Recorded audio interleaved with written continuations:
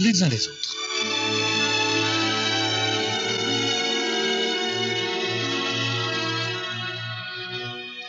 18h30, les uns les autres, bonsoir. Eh bien, c'est bientôt la 200e de cette émission. 200e, et nous avons reçu à ce micro des artistes, des professionnels, des gens de la rue, un marchand de marrons, des sportifs, des ministres. Mais derrière chacun de ces invités, ce qui m'intéressait, c'était de rencontrer l'homme. Rencontrer, parler avec un homme, une femme qui vivent leur quotidien. Au-delà du titre, au-delà de l'expérience, rencontrer un homme. Mon invité ce soir, c'est un homme. Bien sûr, vous le connaissez. Bien sûr, il est maire de Pau. Bien sûr, il est le ministre. Bonsoir, André Barrère. Bonsoir, Christian. Mais vous avez accepté, monsieur le ministre, de jouer la règle du jeu de cette émission. C'est-à-dire de parler de quel est le personnage qu'il y a derrière le titre officiel. Je vous ai dit que j'attendais rester maître de mes questions. Vous m'avez dit, je suis d'accord et c'est normal. Alors nous allons ensemble faire les uns les autres. Monsieur le ministre, généralement, je dis toujours aux invités, on ne parle pas avant parce qu'on va perdre quelque chose de dynamisme de l'émission, mais je dois avouer que pour la première fois, j'ai fait une petite enquête sur vous avant de vous recevoir à ce micro. Comme quoi, on ne reçoit pas un ministre comme un marchand de marrons, malgré toute l'amitié que j'ai pour le marchand de marrons. Les marchands de marrons sont importants.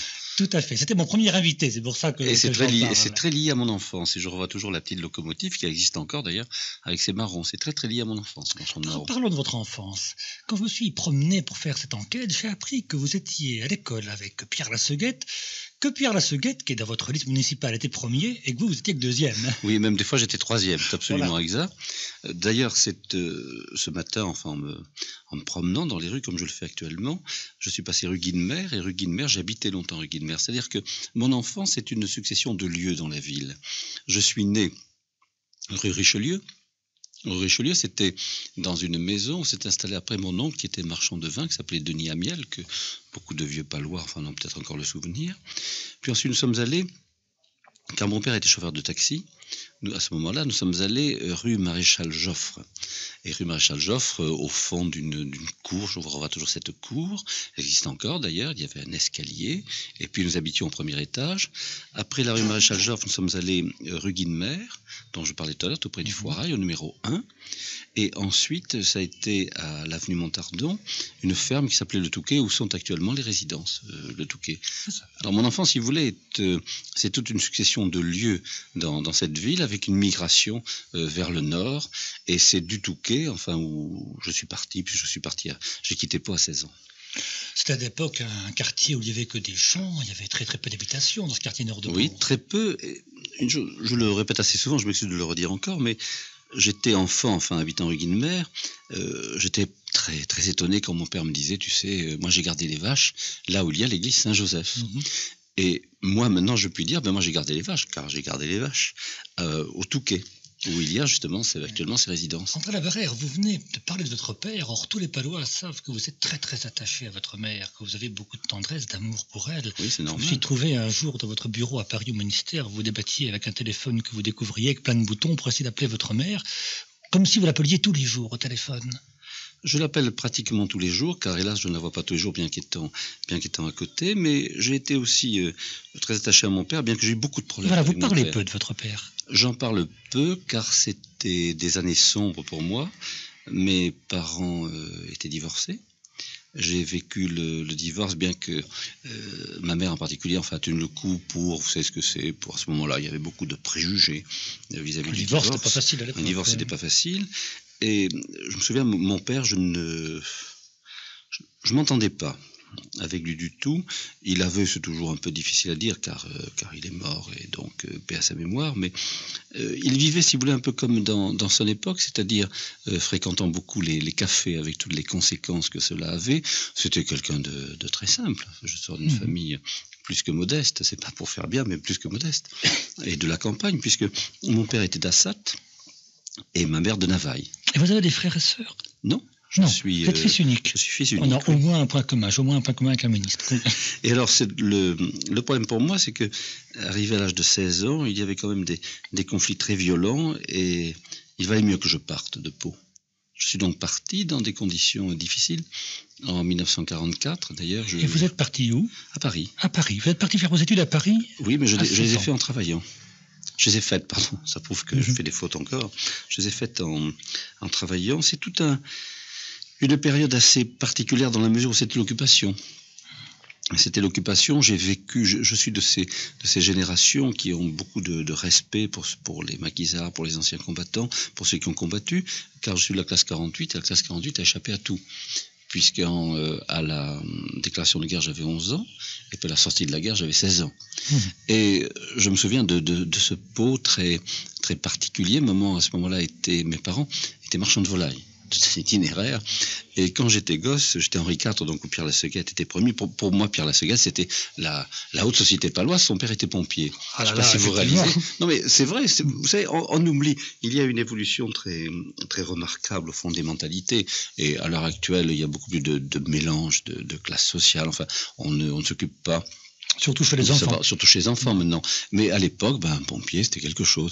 Ma mère, elle plumait les poulets. Je me rappelle, moi, je faisais les marchés. Voilà, vous avez vous-même vendu des volailles au marché de Pau? Non, ce que j'ai vendu, moi, d'abord, quand je rentrais de l'école, on me faisait plumer les pigeons. Je me rappelle, c'était plumer les pigeons pour aider. Moi, je vendais des légumes au Halles de Pau. Et gosse, justement, entre 11 ans et 10-11 ans, et 15-16 ans, j'allais très souvent au marché, sous les halles, les vieilles halles, et là, je vendais les légumes avec ce qu'on appelait à l'époque les paysannes, quoi, moi, je vois rien de péjoratif dans ce terme. Et il paraît que j'étais un bon vendeur, et je vendais très facilement tous ces légumes, mais en même temps, comme je crois avoir aussi un peu je crois, c'est toujours difficile de dire, mais avoir plutôt le cœur sur la main, je suis du genre un peu bécasse et un peu trop brave. Je suis pas méchant pour un sou. Des fois, j'ai tort, d'ailleurs, de pas l'être peut-être, mais je trouve que la vie est assez difficile, c'est pas la peine d'être méchant en plus. Et les paysans autour qui n'arrivaient pas à vendre leurs légumes me passaient leurs panières et moi je leur vendais. Donc il y a toujours, si vous voulez, j'ai toujours eu dans toute mon enfance ce problème du contact. Et il me souvient, j'étais malheureux même déjà au départ parce que quand je rentrais chez moi, je n'avais pas la famille du tout. Mon père et ma mère, surtout ma mère évidemment, travaillaient. Mon père, courait les cafés, j'étais seul. Je n'ai jamais connu, jusqu'à il y a quelques années évidemment, principalement au Canada, je n'ai jamais connu un chez moi. Et c'est un des points qui m'a toujours rendu un peu nostalgique ou mélancolique. J'ai beaucoup voyagé à travers. On va reparler de votre jeunesse et de vos voyages, mais ce que je me pose comme question, c'est que vous êtes aujourd'hui un leader local, régional, national, même. Non, pas national, ni régional. Quand on est ministre, quand même, c'est pas rien. Mais enfin, passons un autre moment à la brosse à reluire. Oui.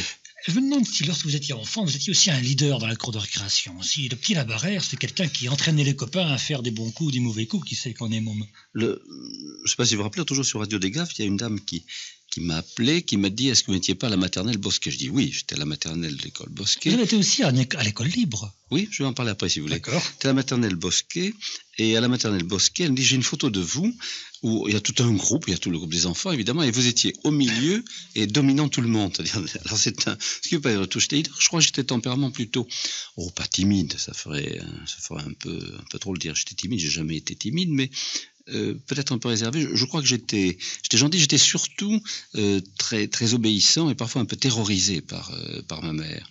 C'est-à-dire que ma mère, qui a beaucoup de caractère, était dure avec moi. Et il me souvient, c'est vrai, tiens, j'ai oublié, on a habité aussi, mon Dieu, c'est vrai, on a habité avenue Montardon, tout près de chez mon cousin René Cazenave, enfin de l'autre côté. Et il me souvient qu'un jour, ma mère part faire des courses et elle me dit « Ne bouge pas ». Et à ce moment-là, j'étais perché sur un tabouret. Elle est revenue 4 heures après, j'étais toujours sur le tabouret. Parce que pour moi, ne bouge pas, c'était... Par contre, ma mère vous racontera qu'il y avait aussi chez moi un aspect un peu particulier vis-à-vis des notions d'argent.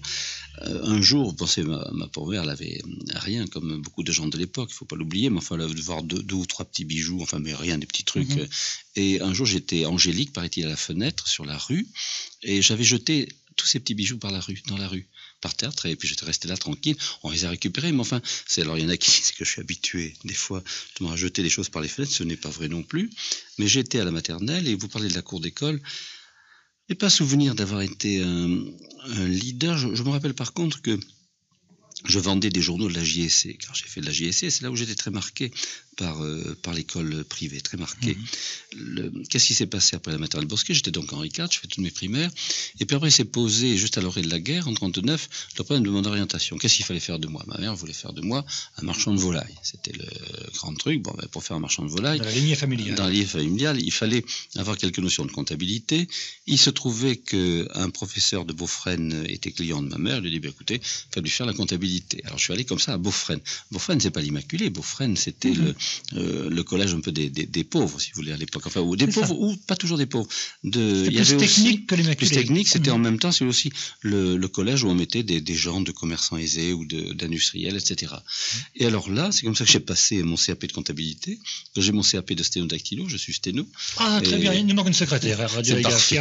Mais par contre, j'ai un peu oublié, c'était la méthode duployée que j'ai apprise. Et maintenant, la méthode la plus courante, je crois, c'est Prévost-Delaunay. Alors, à l'Assemblée nationale, avec les sténos, les sténotypistes, enfin, je parle avec elle de tout cela. J'ai donc commencé comme ça. Et l'école privée, pour moi, était l'occasion d'une rencontre très, très exceptionnelle. C'est un abbé que beaucoup de Palois doivent se souvenir, enfin ont connu, un abbé assez étonnant, il s'appelait l'abbé, il est mort hélas, l'abbé Salamon. Il y avait l'abbé Salamon et l'abbé Poumès. Et l'abbé Salamon, lui, était un être qui, pour des jeunes et des jeunes adolescents, était un être fascinant. Il était sourcier. Et j'ai toujours été fasciné par les problèmes de l'eau. Je suis un amoureux de l'eau. Et il me souvient toujours, quand nous courions adolescents derrière cet abbé, l'abbé, comme on disait à l'époque, avec sa baguette de coudrier, à la recherche de sources, et je vois toujours ce frémissement du coudrier. Il y avait un aspect un peu surnaturel, un aspect un peu mythologique dans cette baguette de coudrier, et c'est lui qui, en même temps, faisait de la graphologie.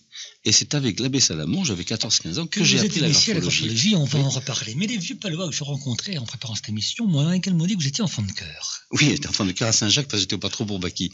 Quand j'habitais rue Guinemer, j'étais à Bourbaki. Et alors à Bourbaki, il m'est arrivé là aussi de le dire, et ça existe toujours. Vous n'imaginez pas pour un gosse de cette époque difficile, époque de crise d'une part. C'est pour ça qu'aujourd'hui je suis toujours un peu surpris. Il y a un peu trop de facilité chez eux. Bon, il y a aussi beaucoup de drames et de malheurs, mais les gens veulent un peu trop tout de suite, alors qu'il y a ne serait-ce qu'une quarantaine d'années, mais c'était beaucoup plus dur. Et il me souvient que pour moi le triomphe, enfin je sais pas, le Las Vegas du coin, si vous voulez, les jeux les plus exceptionnels, c'était Bourbaki. Pourquoi? Parce qu'il y avait le pas de géant. Alors ça, un pas de géant, il y est toujours. Un pas de géant, c'est ce poteau, ou alors vous vous accrochez à une chaîne avec une boucle, et vous faites de grands pas de géant, des grands pas, ce qui fait que vous vous envolez. Alors vous tournez, oui, mais des grands, vous pensez essayer de faire des grands. Alors ce pas de géant, pour moi, à Bourbaki, ça a toujours été un très bon souvenir. Et j'avoue, je l'ai vu encore, je suis allé à Bourbaki encore récemment, il y est encore. Je sais pas, ils l'ont peut-être enlevé, mais enfin, il est à l'entrée, dans le Patro, à droite. Et alors, Maurice Sorgue, que je rencontre souvent dans ses studios, puisque c'est un des animateurs de Radio Gave, me racontait qu'il faisait des pièces de théâtre avec vous. Que vous et lui, vous faisiez des pièces de théâtre. Moi, je les écrivais pas, on jouait. Vous jouez, voilà. Vous jouez des pièces de théâtre. Vous étiez... Avec Maurice Sorgue, c'était exact, nous faisions partie d'une petite bande qui courait les sanatoriums. Dans les sanas, oui. Oui, les sanas, on allait distraire les malades. Alors, c'était les trucs ultra classiques et un peu bécasso, mais enfin, que nous avons tous fait autour des feux de camp ou autrement. Et j'ai ce souvenir de Maurice, oui. Et d'ailleurs, depuis ce temps-là, nous lie une très très vieille amitié. J'aime beaucoup Maurice Sorgue. Il a fait une carrière absolument remarquable. D'ailleurs, c'est de la même époque, si vous voulez, que date mon amitié avec Lustiger, avec le cardinal Lustiger, où j'étais à la JSC. Alors, vous partez donc à Paris, à la Sorbonne. Non, pas tout de suite, j'avais 16 ans, je pars à la JSC. Comme permanent national. Comme permanent national, exactement, et pour l'enseignement technique. D'accord. Et là, on m'a dit, tu ne peux pas quand même ne pas passer le baccalauréat. Et c'est en travaillant avec des hommes d'ailleurs qui ont maintenant des postes assez importants. Un qui est assez connu à la télévision, celui qui a eu une grande influence sur moi, c'est René Raymond, qui est cet analyste très, très catholique, enfin qu'on voit souvent. Il y avait aussi Maurice René Simonet qui a été ministre à un moment donné, mais qui maintenant a un peu disparu. Il y avait alors des gens comme, j'ai rencontré des gens comme Michel Péricard, l'actuel maire de Saint-Germain-en-Laye. D'ailleurs, on m'a dit, je ne l'ai pas lu, mais que dans le livre sur les maires... de droite, Péricard, si je ne m'abuse. Mais vous savez, on peut être amis sympathiques aussi dans les gens de droite. Partout, comme il y a des gens antipathiques aussi, un peu partout. Non, moi je ne dirais pas, enfin. Mais qu'est-ce qui a fait? Vous étiez déjà enfant ou jeune, parce que la GEC n'est quand même pas un mouvement d'action catholique qui est réputé pour avoir un côté revendicatif quand même par rapport à la GEC. Surtout à ce moment-là. Mais il y avait quand même déjà un début, et l'homme qui nous a beaucoup influencé toute une génération, c'est le fameux père de Lubac. Et surtout que pour moi, l'autre jour, au Vatican, voir élevé à la dignité de cardinal à la fois Lustiger et le père Henri de Lubac, c'était quelque chose, c'était tout mon passé. Mais c'est un passé qui est... Qui est très présent encore. Non, pas très présent. Il est très présent par quelques personnes. Je suis un garçon qui vit le présent. Je ne vis pas du tout dans le passé, je ne vis pas dans l'avenir. J'ai une personnalité qui est plutôt marquée par une certaine mélancolie, un certain scepticisme. En même temps, je fonce, c'est-à-dire que je marche, je me bats. Il suffit de regarder la ville de Pau. Oui, je fais tout ce que je peux. Mais il faut, je crois, et je suis persuadé que beaucoup de gens de mon âge qui m'écoutent peut-être en ce moment auront le même sentiment que moi. Nous avons vécu notre préadolescence et adolescence pendant la guerre, c'est-à-dire pendant l'occupation, avec la présence des Allemands, avec les restrictions. Je me souviens, c'était en 1900, ça c'est un autre souvenir, en 1945. En 1945, j'étais allé en Suisse. Un voyage qui était pour moi exceptionnel, vous pensez, payé par la JSC. Et j'étais resté au moins 2 heures devant une pâtisserie, devant une vitrine de gâteaux, parce que je ne connaissais pas les gâteaux, je n'avais pas vu, quoi. Alors pour moi, c'était fabuleux. Et d'ailleurs, je dois ça, je crois, à la guerre. Je n'aime pas du tout les pâtisseries, ça. Je trouve ça... j'aime pas ça, quoi. Alors, il y a des tas d'habitudes qu'on prend quand on est jeune. Ce sont des détails, je ne veux pas dire qu'on mourait de faim, pas du tout. Mais il y avait quand même, je me souviens, le pain qu'on pesait, vous savez, à la maison, les rations, enfin les rutabagas, les choses qui étaient... Alors, la rutabaga, j'en avais par-dessus la tête. Enfin, toutes sortes, tout un contexte, tout un climat qui fait que ma vie jusqu'à maintenant est absolument extraordinaire. J'ai une vie très fabuleuse. Je suis marqué par la chance. Il y a des hommes ou des femmes qui sont marqués par la schkumun, par vraiment la malchance. Moi, c'est le contraire. Oui. Mais une chance aidée par le travail. Parce que je ne crois pas à la chance. Encore faut-il s'accrocher à la chance. Mais oui. Qu'est-ce qui a motivé votre engagement politique? Qu'est-ce qui fait qu'un jour, vous avez décidé de vous bagarrer, puis... Comment ça? C'est quelque chose qui remonte loin dans votre histoire, ça, dans votre enfance? Oui, ça remonte très loin. D'abord, ça remonte, comme dans les hagiographies, c'est-à-dire les vies de saints ou dans les contes de fées, ça remonte à l'idée... Moi, je voulais être ministre. Pourquoi je voulais être ministre? J'en savais rien. Quand j'étais gosse, je disais je serais ministre. Bon, c'était une obsession. C'est donc un vieux rêve de gosse, quoi. Oui, et je ferais de la politique. Bon. Et alors, ce je ferais de la politique, ou je serais ministre... a été motivé. Alors, il y a un personnage qui a joué un rôle capital dans mon enfance. C'est ma grand-mère, la mère de ma mère. Et ma grand-mère c'était des métayers au château de Navailles. C'est le château que certains disent, enfin que j'ai acheté, ou des bêtises de ce genre. Mais à l'époque, le métayage était très dur et il y avait des conditions alors qui n'avaient rien à voir avec les conditions dont j'ai parlé tout à l'heure. Ma mère me racontait combien il fallait faire simplement des kilomètres, soit pour aller à l'école, soit pour aller chercher de l'eau, enfin, soit toutes les conditions du Moyen-Âge, en fait. Et cette grand-mère, qui était une femme pratiquante, qui était croyante, qui allait à la messe, avait toujours cette réplique, elle disait, moi je suis à gauche, elle disait toujours, pour que le temps des seigneurs ne revienne jamais. Je l'ai souvent dit, ça, mais c'est une idée qui m'avait frappé. Et pour moi, si vous voulez, le véritable engagement politique, bon, il y a cette image de la grand-mère, mais il y a surtout le fait que j'ai toujours été frappé par la droite. La droite, pour moi, c'est le gâchis des intelligences. C'est-à-dire que combien d'hommes et de femmes de qualité exceptionnelle, ayant l'intelligence de l'esprit, l'intelligence du cœur, n'ont pu rien faire. Ils ont été bloqués par la droite parce que c'était les fils de bourgeois, les fils de notaires, les fils de médecins qui avançaient, même s'ils étaient de parfaits imbéciles. Et les autres étaient obligés de trimer. Vous savez, les gens, la génération de mes parents ont travaillé à 10 ans, à 11 ans, à 12 ans. Alors, si vous voulez, mon engagement politique de départ, presque, je dirais pas, presque émotionnel, c'est le gâchis des intelligences. Et puis là, après, tout ceci s'est greffé là-dessus, justement, la lutte contre les inégalités, enfin tout l'engagement, si vous voulez, qui m'a porté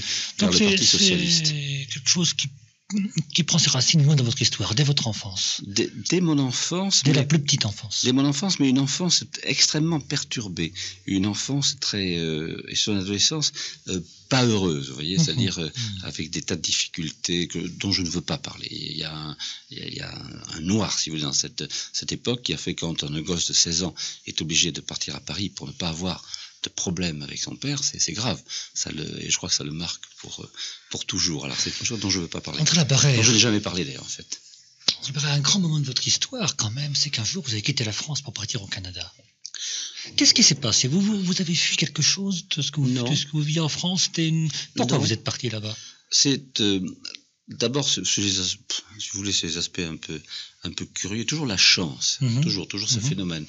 Bon, quand j'ai réussi l'agrégation, comme j'avais un assez bon rang, je pouvais avoir le lycée français de Monte-Carlo, ce qui était un poste à Nord. Moi, j'adore la Provence, et j'ai refusé pour ne pas être à l'étranger.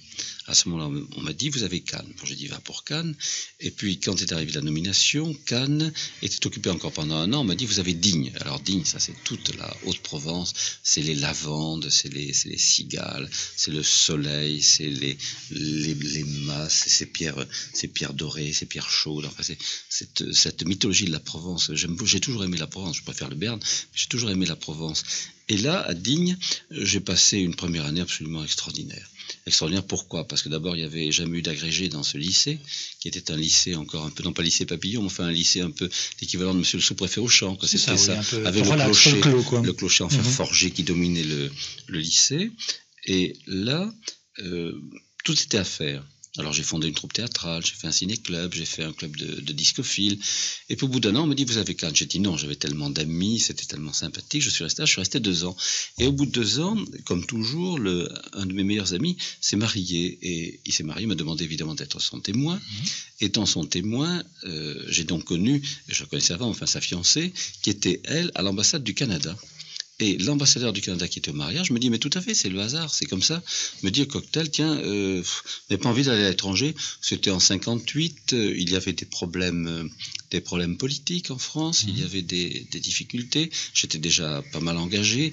J'avais été faire passer le bac en Corse, je me rappelle, juste l'été 58, et j'ai dit, va pour le Canada. On me dit, il y a une bourse pour la première fois, une bourse qui est offerte à un Français, une bourse importante, mais il faut en même temps travailler à l'université. Bon, c'était pour moi une promotion intéressante. Et puis alors, autre chose qui vous en dit long sur les conditions de l'époque, puisque je gagnais à l'époque, en 56, je gagnais 64 000 anciens francs, et que l'on m'offrait immédiatement au Canada 5 000 francs. C'est-à-dire 500 000 francs. Immédiatement, tous mes camarades d'agrég sont pratiquement partis à l'étranger ou ailleurs. Bon, alors, c'était pas seulement l'attrait de l'argent, mais c'était aussi l'attrait de l'inconnu, l'attrait de l'étranger. Étant libre de toute attache, je suis donc parti au Canada avec des recommandations d'amis. Je suis très ami des Bloch-Lenné. Bloch-Lenné était un grand personnage. C'est des amis très intimes, important dans ainsi que ses fils. Et Madame Bloch-Lenné était de Saint-Jean-de-Luz. Enfin, donc, si vous voulez, c'est un milieu très, très sympathique. Et là, je suis parti au Canada. Et dans ce Canada, là, c'est une des plus belles aventures, évidemment, de ma vie que j'ai vécues tout point de vue. Et alors, au Canada, entre autres, vous faisiez de la radio. Je faisais beaucoup de radio et de télévision. Et de télévision, pas de mouche, ça vous dit quelque chose? Oui, c'est une émission qui était très... C'est idiot de le dire, mais enfin très populaire. C'est une émission que vous faisiez, que vous animiez. Que je faisais totalement, qui a commencé sur la Télé-Québec et surtout qui a été une des émissions principales de la grande télévision privée du Canada qui s'appelle toujours la chaîne Le Canal 10. Et là, Patte de mouche, c'est une émission de graphologie qui a été très très très populaire. Puis j'avais en même temps une chronique dans le Marie-Claire canadien. J'avais une émission de radio tous les jours sur la grande station de Montréal.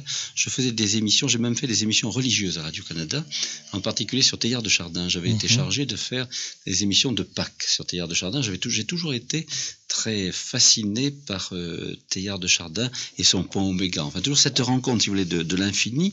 Et dans cette vallée de l'Hudson, c'est-à-dire vers Albany, où il y a sa tombe, je me rappellerai toujours, ce jésuite, donc ce Théillard de Chardin, homme de pensée exceptionnel, n'oubliez pas que c'est l'époque où l'Église canadienne était toute puissante au Canada, où il y avait beaucoup de réactionnaires, enfin dans le domaine de l'Église. Le Théillard, c'était un peu l'hérétique.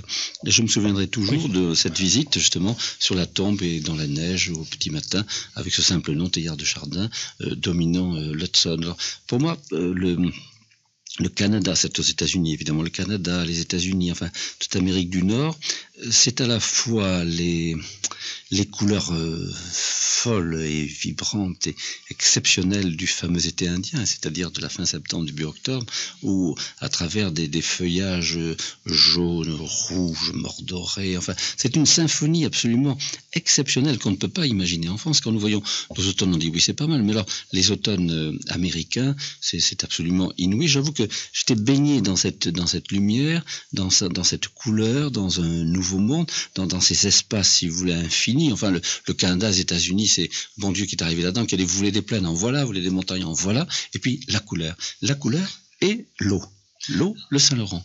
Le Saint-Laurent. Mais écoutez donc Radio Dégave, vendredi prochain, une émission sur le Saint-Laurent, puisque nous commençons des échanges d'émissions avec Radio-Québec. Ça veut dire quoi, Québec? Ça veut dire quoi, Québec? Savez-vous d'où vient le mot Québec? Québec, c'est le nom d'une tribu.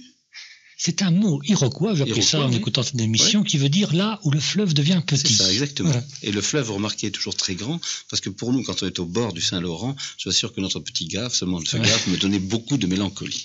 Alors, vous revenez du Québec, et aussitôt le pied posé sur le Béarn, vous vous lancez dans la campagne des législatives. Oui, j'ai vécu 8 ans au Canada, avec un désir d'y rester. Si vous voulez, je suis devenu très américain, j'ai fait beaucoup d'argent. C'est-à-dire que, alors là, moi qui jetais un peu par les fenêtres, j'ai fait énormément d'argent. Pour vous donner un peu une idée, à l'époque, entre les émissions de télévision, l'université, les ouvrages que j'ai écrits, je dépassais certains mois $10 000. $10 000 en 50, dans les années 60. Ce qui fait en gros 5 000 francs français. Non, 50 000. 50 000 francs français. Ce qui ferait à l'heure actuelle près de 200 000 francs français par mois. C'est-à-dire, c'était, si vous voulez, absolument la fortune, quoi. Je me rappelle avoir un peu choqué ici. J'avais une superbe voiture américaine, une Chrysler, qui était toute décapotable. On appuyait sur un bouton, vous aviez le toit qui s'enlevait, etc. Rien que pour la traverser à l'époque, dans les années 60, je payais 1 million pour la traverser. 1 million de francs, donc il fallait avoir évidemment les moyens. Mais pour moi, c'était, si vous voulez, je n'ai jamais été attaché à ça, mais toujours la chance, toujours eu l'argent, toujours eu en fait tout ce qu'il fallait, mais avec beaucoup de travail. Parce que là-bas, au Canada, j'ai fait ces émissions de télévision, je faisais beaucoup de conférences. Et là, alors aussi, il faut dire un peu la mentalité américaine. Ma première conférence, je vais la faire, je me rappelle, je sais plus sur quoi, enfin peu importe. Et puis à la fin, on m'offre de l'argent pour me remercier. Je dis, ah non, je vous en prie, c'est gratuit, etc. Bon. Un de mes amis canadiens me dit, mais tu es fou. La conférence vaut rien dans ce cas. On est en Amérique, mais oui, mais c'est vrai, la conférence ne vaut rien. Si tu veux être un grand conférencier, demande. Alors après, je demandais dans les années 60, on parle d'argent, je demandais 600 à 800 $ pour faire une conférence. Donc 600 à 800 $, ça fait 3 000 à 4 000 francs de l'époque, des années 60, et je suis devenu un grand conférencier. Voyez-vous, j'étais très cher. Il y avait un snobisme qui s'emparait des gens, en particulier à la télévision. J'étais à ce moment-là comme on dit là-bas, une grande vedette de la télé. C'est ça a l'air idiot de dire ça, parce que ça fait très prétentieux, mais c'est vrai, tout le monde vous le dira, c'était pour moi, donc j'ai tout lâché. Moi, je voulais faire de la politique, je suis revenu à mon idée de politique, à mon idée de me battre, et c'est là où j'ai brûlé tous mes vaisseaux. J'ai fait une chose absolument folle, c'est que j'ai fait tous mes cours de l'année dans le premier semestre. J'ai enregistré, je crois, une vingtaine d'émissions de Pâtes de Mouche. J'ai fait, je crois, une cinquantaine d'émissions de radio. Il y avait évidemment l'aspect financier également. Et j'ai dit aux gens, je ne reviens pas. Or, la situation à Pau, la SFUSO faisait 9%. Il est évident que c'était risqué. Et là, je dois justement toute ma carrière à la zizanie entre Plantier et Salnave. C'est Plantier et Salnave que j'ai battu à ce moment-là. Et encore un premier coup. Un coup de chance, oui, ça a été mon premier coup, si vous voulez. Je suis habitué à battre Salnave, vous voyez, c'est un... Voilà, Barrère, il nous reste quelques minutes avant que cette émission se termine. J'étais dans ces studios l'année dernière lorsque Serge vous a invité à remettre un bouquet à l'occasion de la fête de la Saint-Valentin. Oui. Et vous avez à cette occasion-là, à ce micro, très rapidement, fait l'apologie de l'amour. Et vous, dans toute cette carrière, vous n'avez pas trouvé le temps de vous arrêter, de vous marier, de rencontrer une femme et de vivre avec elle? Non, ça c'est de faire des enfants? C'est un tout autre problème. D'abord, il faut avoir le temps, il faut avoir le courage. Une chose que j'ai jamais dite, j'ai beaucoup aimé une Catalane au Canada. Une fille exceptionnelle, Marie-Hélène, je n'aimais pas la personne, qui était une prof d'espagnol, qui ne supportait pas la politique. Ça a été une occasion très dure de rupture, et elle est morte d'un cancer. Alors c'est une chose qui m'a toujours très touché, alors je préfère pas en parler. Vous êtes resté avec cette image? Je dis pas que je suis resté avec cette image, mais je préfère ne pas en parler. Alors, qu'est-ce qui se passe quand vous n'êtes plus dans votre cabinet ministériel, dans le bureau du maire de Pau? À quoi vous occupez vos loisirs? Vous êtes un sportif, vous êtes un musicien, vous êtes... Mes loisirs, d'abord... On m'a dit que vous étiez un amoureux de l'Italie, c'est vrai? Oui, je suis un amoureux plus qu'un amoureux de l'Italie. Je trouve que c'est le pays le plus extraordinaire, c'est le pays de l'amour. Vous savez, tout à l'heure, pour revenir sur l'amour, vous ne pouvez pas vivre sans amour. Vous ne pouvez pas vivre sans aimer. Vous ne pouvez pas, en profondeur, ne pas éprouver le sentiment, soit pour quelqu'un, soit pour quelque chose, soit pour un pays. L'amour, c'est à la fois la beauté, c'est le sentiment, c'est l'affection, c'est l'oubli de soi, c'est la rencontre de l'autre, et puis cette explosion exceptionnelle qu'on ressent. Moi, je plains ceux qui n'ont jamais connu vraiment l'amour, ceux qui s'enferment un peu des fois, et c'est dans des conventions ou dans des habitudes dont je ne veux pas reprendre ces formules absolument banales de l'habitude qui est l'ennemi de l'amour, mais l'amour peut se voir aussi à travers un pays, à travers un tableau. Pour moi, aller voir les fresques de Ghirlandaio à Venise, c'est absolument extraordinaire. Celle de Gozzoli également. Il m'est arrivé en Italie de suivre l'itinéraire d'un artiste. Imaginez Venise et ses eaux moirées, imaginez ses aspects de carte postale, puis également cette ville farouche, cette ville de l'Arsenal avec ses lions, avec ses marches dans l'eau, à la fois cette pourriture et cette grandeur. Venise pour moi est le symbole de la vie, c'est-à-dire la grandeur, l'enthousiasme et puis les choses qui pourrissent, la mort. Moi j'ai la hantise de la mort, et c'est peut-être pour cela que je vais Vous pensez un petit peu à l'André Labarrère dans 30 ans, lorsqu'il ne sera plus un homme public, lorsqu'il ne sera plus un homme de pouvoir? Je ne sais pas, je n'y pense pas parce que je crois qu'il faut savoir à chaque âge adapter les choses. J'ai été très voyageur, j'ai une vie exceptionnelle à travers tous les continents. Je suis maintenant je crois pouvoir dire un travailleur très farouche. Ce matin, mon premier rendez-vous était à 4h30 à la mairie. Bon, vous êtes célèbre pour vos rendez-vous matinaux. Oui, matinaux, oui. Mais si vous voulez, pour moi, c'est pas pour. C'est un besoin de travailler. Puis, plus tard, moi, je crois que j'aurai une joie extrême. J'adore écrire. Être vivant, c'est une chose absolument merveilleuse. C'est tellement banal de le dire, mais il faut le répéter. C'est la minute, l'instant, l'occasion, le ciel. Aujourd'hui, il a fait une journée absolument extraordinaire. Les montagnes, le ciel bleu. Et je le répète, l'amour, mais toujours l'amour proche de la mort, proche de ce que certains appellent le néant. Et je crois que le but de la vie d'un homme, justement, c'est de faire en sorte que il n'y ait pas le néant, mais que toujours tout espace de son temps, tout espace de son âme, tout espace de son esprit soit habité. Et je crois que nous devons tous être des êtres habités, alors que ce soit habité par une passion, par Dieu, par un travail, cela n'a pas d'importance, mais il faut être un homme, c'est quelqu'un qui est habité par une passion. Des êtres habités, voilà un bon terme pour les invités des uns des autres. André Labarrère, il est 19h, c'est l'heure des informations. Marc Bruno nous fera peut-être rencontrer le ministre, le maire de Pau. Ce soir, j'ai eu du plaisir à rencontrer un homme comme les autres, somme toute, c'est le but de cette émission. Si vous permettez, je n'ai pas du tout aimé au début quand vous avez dit le personnage. Il n'y a pas de personnage. Vous savez, l'homme politique n'est pas un personnage. Il est obligé d'être un personnage, quelquefois. Non. C'est les autres qui font de lui un personnage. Mais il est là avec ses faiblesses, avec ses difficultés, avec ses défauts et parfois aussi avec ses qualités. Labarrère, rendez-vous pris pour un autre jour avec Monsieur Labarrère. C'était les uns les autres et les 19h et quelques minutes. Bonsoir.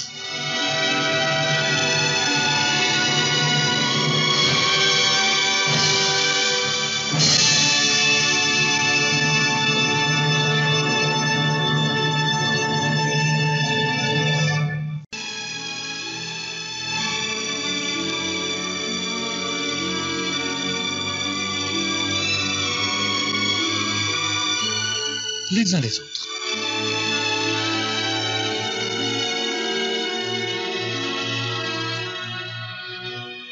« 18h30, les uns les autres, bonsoir. Eh bien, c'est bientôt la 200e de cette émission. 200e, et nous avons reçu à ce micro des artistes, des professionnels, des gens de la rue, un marchand de marrons, des sportifs, des ministres. Mais derrière chacun de ces invités, ce qui m'intéressait, c'était de rencontrer l'homme, parler avec un homme, une femme qui vivent leur quotidien. Au-delà du titre, au-delà de l'expérience, rencontrer un homme. Mon invité ce soir, c'est un homme. Bien sûr, vous le connaissez, bien sûr, il est maire de Pau, bien sûr, il est ministre. Bonsoir, André Labarrère. Bonsoir, Christian. Mais vous avez accepté, monsieur le ministre, de jouer la règle du jeu de cette émission, c'est-à-dire de parler de quel est le personnage qu'il y a derrière le titre officiel. Je vous ai dit que j'attendais rester maître de mes questions, vous m'avez dit je suis d'accord et c'est normal. Alors nous allons ensemble faire les uns les autres. Monsieur le ministre, généralement, je dis toujours aux invités, on ne parle pas avant parce qu'on va perdre quelque chose de dynamisme de l'émission, mais je dois avouer que pour la première fois, j'ai fait une petite enquête sur vous avant de vous recevoir à ce micro. Comme quoi, on ne reçoit pas un ministre comme un marchand de marrons, malgré toute l'amitié que j'ai pour le marchand de marrons. Les marchands de marrons sont importants. Tout à fait. C'était mon premier invité, c'est pour ça que. Et c'est très lié à mon enfance. Et je revois toujours la petite locomotive qui existe encore d'ailleurs avec ses marrons. C'est très très lié à mon enfance, marchand de marrons. Parlons de votre enfance. Quand je me suis promené pour faire cette enquête, j'ai appris que vous étiez à l'école avec Pierre Lasseguette, que Pierre Lasseguette, qui est dans votre liste municipale, était premier et que vous étiez que deuxième. Oui, même des fois j'étais troisième, c'est absolument exact. D'ailleurs, ce matin, enfin, en me promenant dans les rues comme je le fais actuellement, je suis passé rue Guinemer, et rue Guinemer, j'habitais longtemps rue Guinemer. C'est-à-dire que mon enfance est une succession de lieux dans la ville. Je suis né rue Richelieu. Richelieu, c'était dans une maison où s'est installé après mon oncle qui était marchand de vin, qui s'appelait Denis Amiel, que beaucoup de vieux palois enfin, ont peut-être encore le souvenir. Puis ensuite, nous sommes allés, car mon père était chauffeur de taxi, à ce moment-là, nous sommes allés rue Maréchal Joffre. Et rue Maréchal Joffre, au fond d'une cour, je revois toujours cette cour, elle existe encore d'ailleurs, il y avait un escalier, et puis nous habitions au premier étage. Après la rue Maréchal Joffre, nous sommes allés rue Guinemer, dont je parlais tout à l'heure, tout près du Foirail, au numéro 1. Et ensuite, ça a été à l'avenue Montardon, une ferme qui s'appelait Le Touquet, où sont actuellement les résidences, Le Touquet. Alors mon enfance, si vous voulez, c'est toute une succession de lieux dans cette ville, avec une migration vers le nord, et c'est du Touquet, enfin, où je suis parti, puis j'ai quitté Pau à 16 ans. C'était à l'époque un quartier où il n'y avait que des champs, il y avait très très peu d'habitations dans ce quartier nord de Pau. Oui, très peu.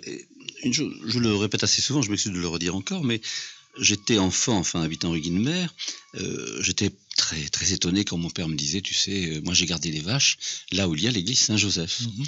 Et moi maintenant je puis dire, ben moi j'ai gardé les vaches, car j'ai gardé les vaches au Touquet, où il y a justement actuellement ces résidences. André Labarrère, vous venez de parler de votre père. Or, tous les Palois savent que vous êtes très très attaché à votre mère, que vous avez beaucoup de tendresse, d'amour pour elle. Oui, c'est normal. Je me suis trouvé un jour dans votre bureau à Paris au ministère, vous débattiez avec un téléphone que vous découvriez avec plein de boutons pour essayer d'appeler votre mère, comme si vous l'appeliez tous les jours au téléphone. Je l'appelle pratiquement tous les jours, car hélas, je ne la vois pas tous les jours, bien qu'étant à côté, mais j'ai été aussi très attaché à mon père, bien que j'ai eu beaucoup de problèmes. Voilà, vous parlez peu de votre père. J'en parle peu, car c'était des années sombres pour moi. Mes parents étaient divorcés. J'ai vécu le divorce, bien que ma mère en particulier enfin, a tenu le coup pour, vous savez ce que c'est, pour à ce moment-là, il y avait beaucoup de préjugés vis-à-vis du divorce. C'était pas facile à l'époque. Un divorce, c'était pas facile. Et je me souviens, mon père, je m'entendais pas avec lui du tout. Il avait, c'est toujours un peu difficile à dire, car il est mort, et donc paix à sa mémoire, mais il vivait, si vous voulez, un peu comme dans son époque, c'est-à-dire fréquentant beaucoup les cafés avec toutes les conséquences que cela avait. C'était quelqu'un de très simple. Je sors d'une famille plus que modeste, c'est pas pour faire bien, mais plus que modeste, et de la campagne, puisque mon père était d'Assat, et ma mère de Navaille. Et vous avez des frères et sœurs? Non. Vous êtes fils unique. Je suis fils unique. On a au moins un point commun. J'ai au moins un point commun avec un ministre. Et alors, le problème pour moi, c'est que, arrivé à l'âge de 16 ans, il y avait quand même des conflits très violents et il valait mieux que je parte de Pau.